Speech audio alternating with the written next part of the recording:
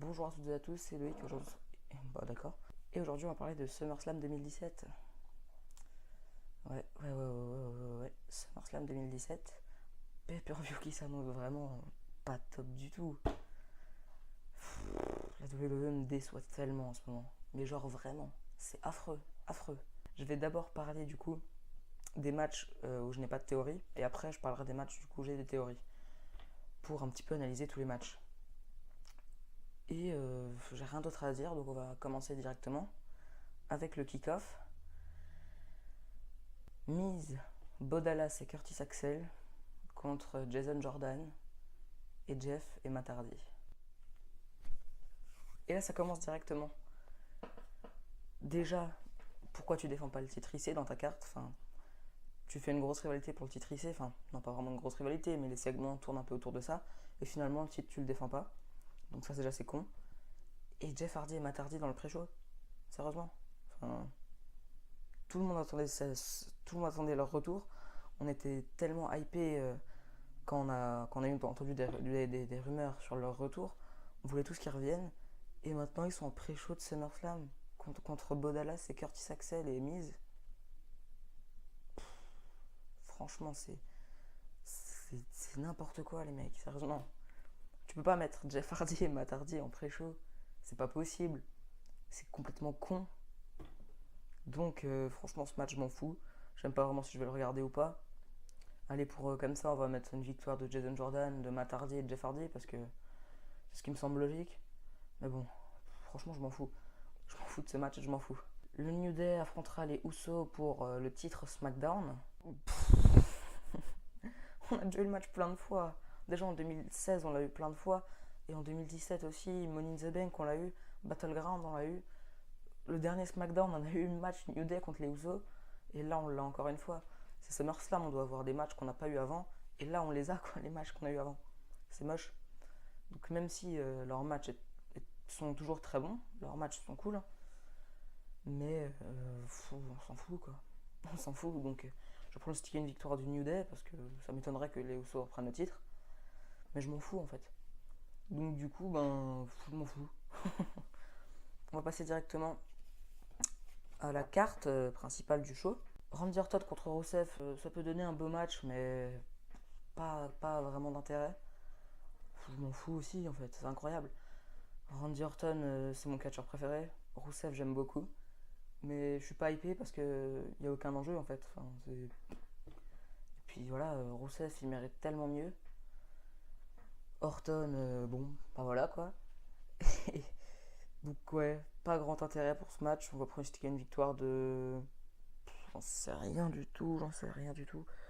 Allez, on va dire une victoire de Rusev parce que ça fait longtemps qu'il a pas gagné. Donc on va dire Rusev. Même si Orton, c'est possible aussi qu'il gagne. Enfin, c'est pas... Ça n'a pas de grand intérêt. Sasha Banks contre Alexa Bliss pour le titre Women's de Raw. On devait avoir un match entre Alexa Bliss et Bayley, mais Bayley s'est blessée. Et du coup, on a ce match-là, Alexa Bliss contre Sasha Banks. Ouais, ça peut donner un beau match, mais pareil, on a déjà eu je sais pas combien de fois ce match-là. La division Women's de Raw est vraiment vide, celle de SmackDown aussi en fait. Donc il y en a qui parlent peut-être d'une intervention de Asuka. Moi j'y crois pas trop. Il y en a qui parlent d'une intervention de Nia Jax. Peut-être, oui, c'est possible, effectivement, c'est possible. Donc si Nia Jax intervient, victoire d'Alexa Bliss, mais sinon victoire de Sasha Banks. Je pense que Sasha Banks remportera le titre. Et après peut-être une rivalité avec Bayley, je sais pas. On verra bien. Donc ouais, ça peut être cool. Mais bon, on l'a déjà eu 15 fois quoi. John Cena contre Baron Corbin dans la série des matchs sans enjeu, on continue. John Cena contre Baron Corbin, ouais, ça peut donner un beau match, hein, mais il n'y a pas d'intérêt à ce match-là. Franchement, on s'en fout de ce match-là. Et Corbin, j'en reparlerai après, je crois, après les pronostics, tout ça, parce que Corbin, parce que c'est n'importe quoi. C'est n'importe quoi ce qu'ils ont fait avec lui. Et je vais essayer de pas m'énerver, mais ça risque d'être très compliqué, parce que ça m'énerve ce qu'ils ont fait avec lui. Donc j'en reparlerai après. Et voilà. Donc je vais te donner une victoire de Baron Corbin là, parce que là il faut qu'il gagne, sans déconner. Baron Corbin il a besoin de gagner impérativement. Donc on va dire victoire de Baron Corbin. Natalia vs Naomi pour le titre Women's de SmackDown. Ça peut être pas mal ça, parce que on l'a pas eu 15 fois celui-là. Pour une fois qu'on n'a pas eu un match 15 fois, c'est cool. Après, ça peut être bien comme ça peut être décevant. J'espère qu'ils vont sortir un bon match, une bonne durée, parce que généralement les matchs féminins de SmackDown ils sont pas très longs, sauf dans les pay-per-view de SmackDown. Mais celui de WrestleMania avait duré quoi, 5 minutes je crois, pas plus. Donc là j'espère qu'ils vont faire un match assez long, je sais pas, 10 minutes. Sur un pay-per-view de 4 heures ça devrait pas être trop compliqué à caser. Donc peut-être une victoire de Natalia, ça pourrait être cool une victoire de Natalia. Parce que le règne de Naomi est pas bon du tout. Sa dernière défense de titre c'était contre Lana à Money in the Bank. Ouh là là. Donc elle a défendu son titre que à Money in the Bank et à SmackDown le lendemain je crois. Mais c'est tout. Et là du coup c'est SummerSlam. Donc bah ouais. Ça peut vraiment être cool. C'est un des matchs que je pourrais attendre effectivement. Voilà. Finn Balor contre Bray Wyatt, Finn Balor qui sera en démon, c'est très fort probable. J'ai beaucoup aimé ce qu'ils avaient fait à Raw ces dernières semaines. Je suis vraiment fan de Finn Balor.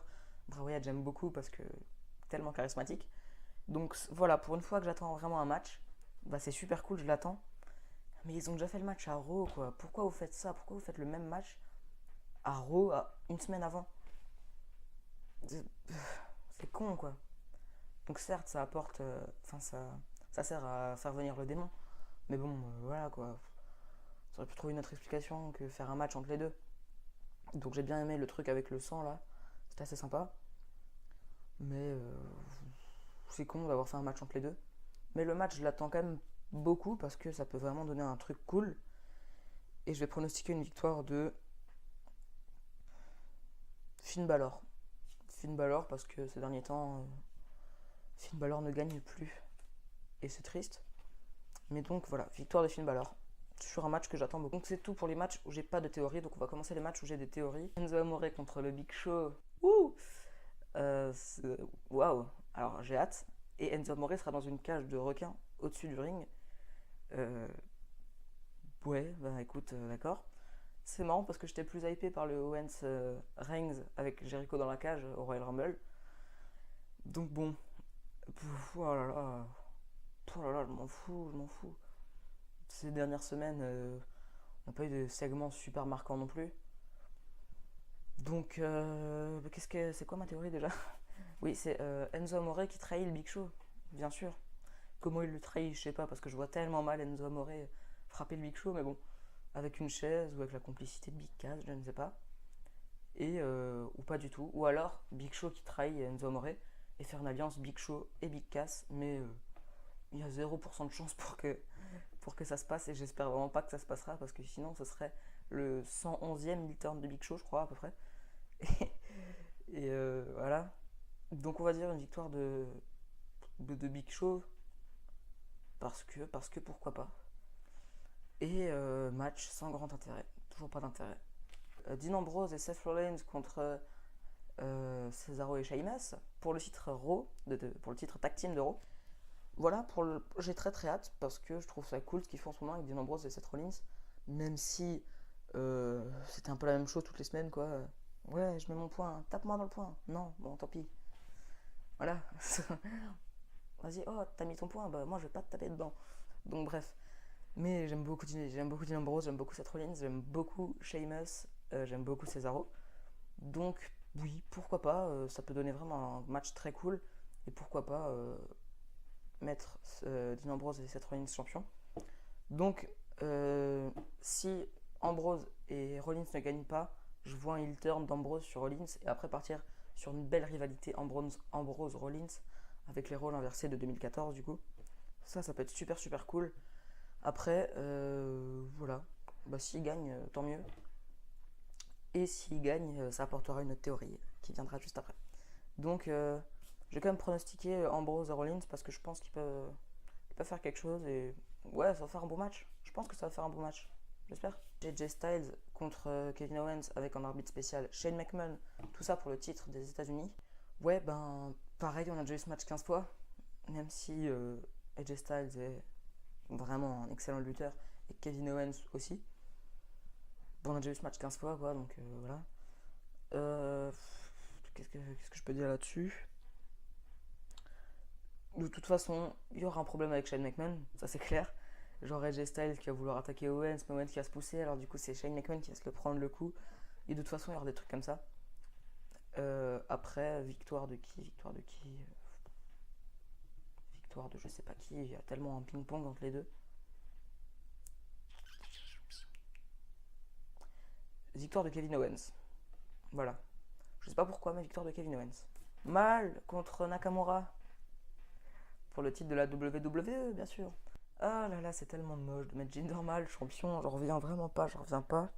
Mais bon, avec un règne scandaleux. J'espère mille fois que Nakamura va gagner.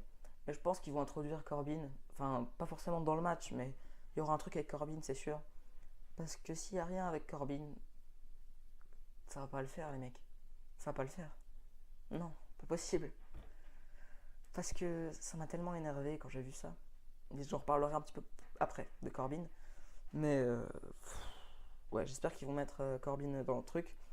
Sinon, victoire de Nakamura. Je prie vraiment parce que mal, je le supporte plus. Donc voilà. Natalia Naomi, un cash de Carmella.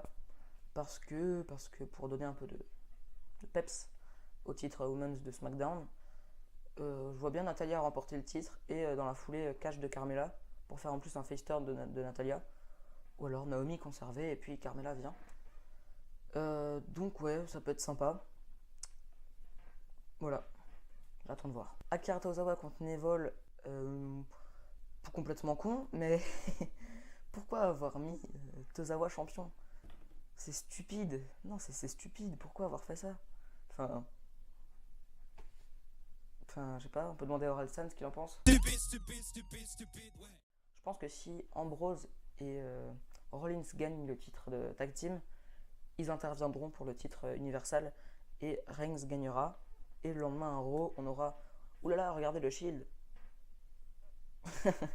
J'aimerais beaucoup que ce soit ça. Hein. Donc je vois peut-être ça.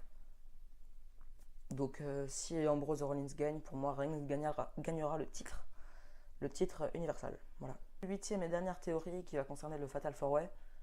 Voilà, enfin ce match-là, mais j'espère tellement qu'il va relever le show. Et de toute façon, c'est sûr qu'il va relever le show.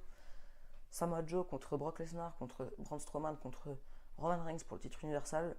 C'est possible que les 4 gagnent, enfin, quoique non. Samoa Joe, j'aimerais beaucoup, mais après, il est vachement jeune quand même. Donc peut-être, on sait pas. Braun Strowman, c'est possible, mais Braun Strowman, j'y crois pas trop.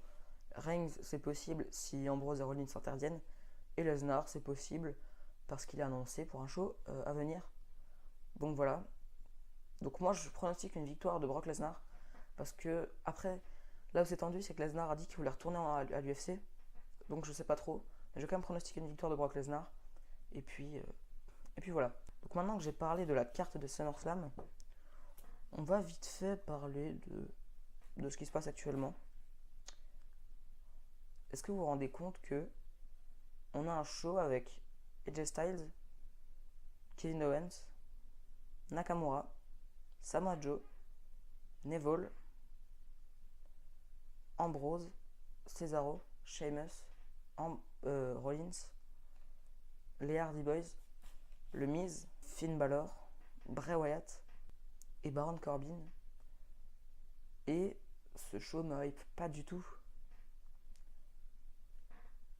Et la WWE, je sais vraiment pas ce que vous êtes en train de faire, mais il va falloir vous remonter là parce qu'avec un roster comme ça, vous êtes obligé de nous proposer des trucs cool. Enfin,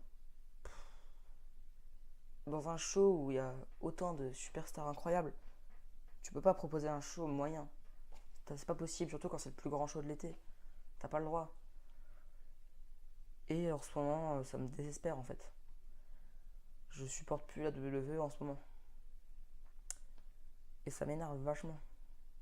Donc du coup, j'espère qu'ils vont se reprendre et qu'ils vont nous proposer un show potable.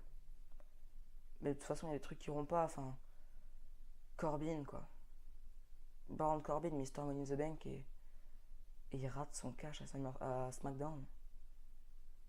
Il rate son cash à SmackDown. Sans déconner, les mecs, vous faites quoi? Sur un roll-up en plus, quoi. T'as pas le droit de faire ça, tout ça apparemment parce qu'il a trash talk des gens sur Twitter. Ça n'a pas de sens, c'est n'importe quoi les mecs. Vous n'avez pas le droit de faire ça. Vous êtes obligé d'introduire dans le match WWE quoi. C'est un scandale sinon, pourquoi? Je crois qu'on n'a jamais vécu ça. Il n'y en avait que deux qui avaient raté leur cash, c'était John Cena et Damien Sandow. Et ils avaient perdu leur cash. Enfin, Cena avait annoncé qu'il allait utiliser sa mallette. Et Sandow, je sais pas du tout comment il l'a perdu. Mais sur un roll-up à SmackDown, t'as pas le droit de perdre un cash comme ça. Enfin, je sais pas, non, pas possible, t'as pas le droit. Je suis désolé, vous avez pas le droit de faire ça. Et puis même, quoi, les Hardy Boys en pré-show, merde. Les Hardy Boys en pré-show. Et certainement, pour moi, le truc le pire, Sami Zayn n'est pas dans le show. Sami Zayn n'est pas dans le show, même pas dans le pré-show. Sami Zayn, mec. Sami Zayn, un des meilleurs catcheurs au monde actuellement. Il pourrait tellement être le top face de la compagnie, je veux dire. Il n'a jamais trahi personne. Niveau in-ring, c'est certainement l'un des meilleurs catcheurs du monde actuellement. Il a une bonne gueule, franchement. Il a ouvert un hôpital en Syrie, donc il est vachement généreux quand même. Et tu le mets même pas à SummerSlam, quoi. C'est un scandale, tu le fais perdre contre Mike Kanelenis, là, de merde, et contre Aiden English, bien que Aiden English, j'aime bien. T'as pas le droit de le faire perdre contre Aiden English, quoi. Aiden English, il est là, Zayn, il est là, y a pas à discuter, quoi. Et j'espère que vous allez lui donner quelque chose avant la fin de l'année, parce que là, ça va pas, les mecs. Hein. Ça va pas du tout, du tout. Parce que pourquoi il resterait à la WWE à jobber comme ça, s'il peut être top, enfin, champion à la NJPW ou à la ROH? Ça n'a pas de sens. La WWE actuellement n'a pas de sens. Et c'est vraiment moche. C'est très moche. Donc reprenez-vous les mecs. Je sais pas comment, mais reprenez-vous parce que là ça va pas. Ça va clairement pas. Et puis voilà.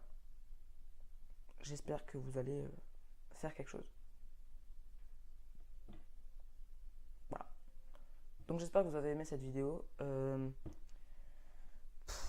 Dites-moi si vous êtes hypé ou pas par le pay-per-view. Moi je suis pas du tout hypé.